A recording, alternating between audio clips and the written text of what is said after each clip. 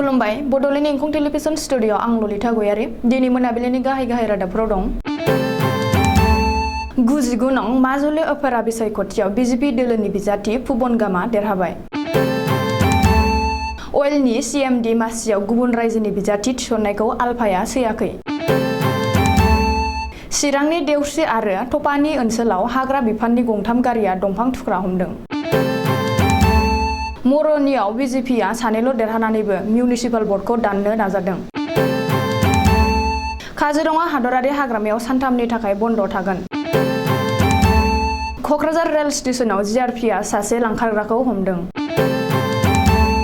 तामिलनाडुनि government बासआ गंसे बाइकखौ अभारटेक खालामनानै हाखराव गलांदों आरो सासे थैदों, सा 23 जोखोम। दानिया फैदो आबुं रादाबाव।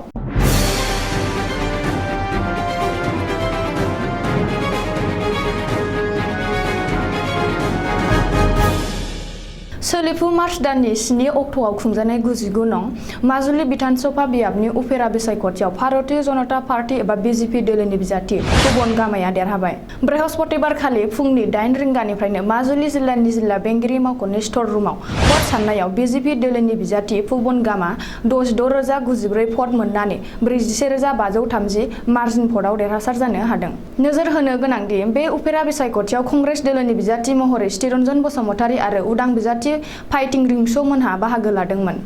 नाथाय बिसोर सानैखौबो फेजेननानै फुबन गामा गोबां भटजों देरहादों। मख'जाथावदि मिरुनि मन्त्रि सर्बानन्द सन'वालआ सिगाङाव 99 नं माजुलि बिधान सभा बियाबनि MLA मोन।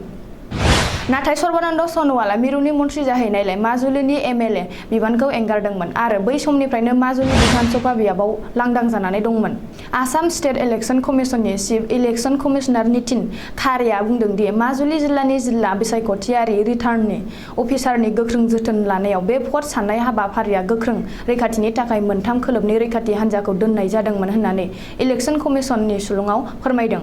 आसामनि गिबि मन्त्रि डक्टर हिमन्त बिश्व शर्माया आसाम प्रदेश बिजेपि दोलोनि आफादगिरि भबेश कलिता मोनहा फुबन गामनो साबायखर जासिहरदों आरो बेखौ माजुलिनि रायजो राजानो देरहासारनाय होननानै बुंदों। अइल इन्डिया लिमिटेडनि चिफ मेनेजिं डाइरेक्टर एबा CMD मासियाव गुबुन रायजोनि बिजाथि थिसननायखौ फरेस्ट बरुवाजों दैदेनजानाय आलफाया आथिखालाव सुख'नाय मोनाखै। बेखायनो फरेस्ट बरुवाया अइलखौ हुमखि होदों। फरेस्ट बरुवाया दाबि खालामदों दि अइलनि CMD मासियाव आथिखालाव सोरबा गोरों आरो जयगथा गोनां आसामनि सुबुंखौसो थिसननांगौ, नङाब्ला आलफाया नायनानै थानाय नङा। बेनि अनगायैबो फरेस्ट बरुवाया आसामनि गासैबो माहारियारि आफादफोरखौबो बेनि सायाव हेंथा होनो आरो अइलनि बे थांखियाव गसंथेनो थाखाय खावलायदों, जेरै आसु, AJCP, टी ट्राइब, मरान मटक, बीर सासिद, सेना आरो गुबुन गुबुन माहारियारि आफादफोरा खौसे जानानै अइलनि बेरेखायै बुंनांगौ होननानै खावलायदों। मख'नो गोनांदि बुधबारखालि अइल डक्टर रन्जित राथिखौ अइलनि चेयारमेन एन्ड मेनेजिं डाइरेक्टर मासियाव थिसनदोंमोन। थांनाय बोसोरनि 2021 आव आसामनि गिबि मन्त्रि डक्टर हिमन्त बिश्व शर्माजों सावरायनायाव 95% आसामनि सुबुंनोनो अइल इन्डिया कर्परेसन लिमिटेड आरो Oil India Natural Gas Corporation आव थिसननाय जागोन होननानै बुंदोंमोन। नाथाय बेफोर मोनसेबो मावफुंजायाखै होननानै फरेस्ट बरुवाया बुंबावदों। चिरां जिल्लानि भारत भुटान ओनसोलाव SSB आरो हाग्रा बिफाना सानफ्रोमबो गारिजों लोगोसे मानसि आरो दंफां थुख्रा हमनो हानाया आथिखालाव गोदान बाथ्रा नंलिया। बुधबारखालि मोनायाव हाग्रा बिफाना SSBनि हेफाजाबाव देवस्रि आरो टलपानि ओनसोलनिफ्राय गंथाम गारि आरो गोबां बिबांनि दंफां थुख्रा हमनो हादों। नाथाय बे गंथाम गारिनि गेजेराव गंसे गारिखौ गावसोरनो सावनानै होदों आरो उनाव बै जायगानिफ्राय खारदों होननानै चिरांनि DFA परमानन्द पाटिलआ खौरांगिरिनि सिगाङाव फोरमायदों। लोगोसे हाग्रा बिफाननि मावफारियाफोरा सानफ्रोमबो जिरायाजासे खामानि मावगासिनो दं होननानै मिथिहोदों।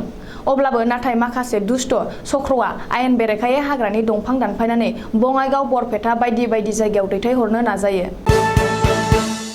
बुधबारखालि मिउनिसिपाल बिसायख'थिनि फिथाइ ओंखारनायनि उनाव आथिखालाव मरिय'नि बिजेपि MLA रुपजयति खुर्मीआ दाबि खालामदों दि जुदिअ'बा मरिय'नि नोगोराव बिजेपि दोलोनि बिजाथिफोरा मोननैल' वार्डआव देरहासारदों अब्लाबो नाथाय मिउनिसिपाल बर्डखौ बिजेपिआनो दागोन होननानै दाबि खालामदों।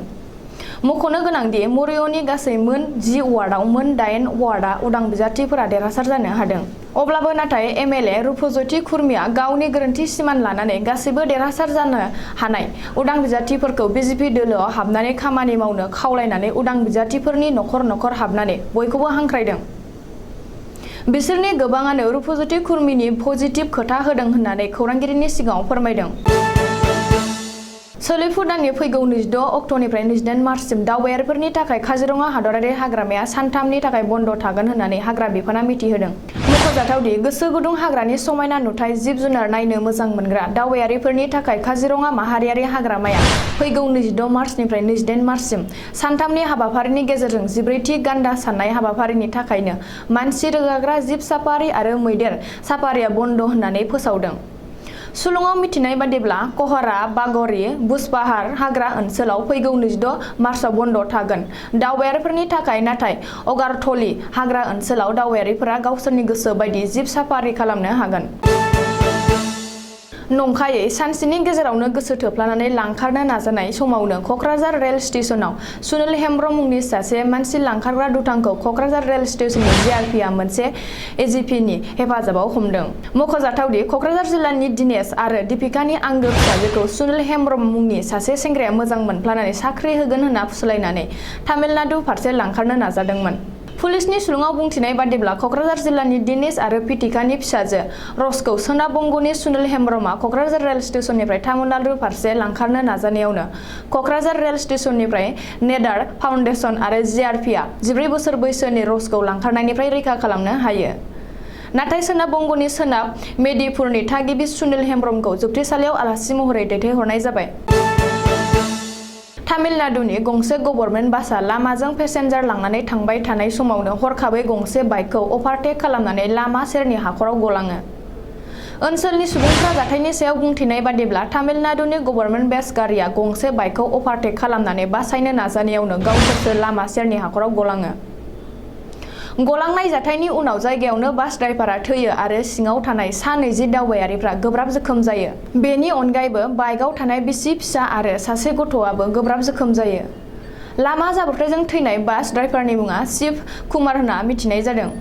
दायो शिव कुमारनि गोथै देहाखौ पस्टमर्टेमनि थाखाय देहा फाहामसालियाव थिसनथाय हरबाय आरो सा 20 दावबायारि आरो सा 3 बाइकनि गोब्राब जोखोम जानाय सुबुंफोरखौ देहा फाहामसालियाव थिसनथाय होबाय होनना मिथिनाय जादों। दिनै मोनाबिलिनि रादाबा एसेनोसै, गोजोन्थों।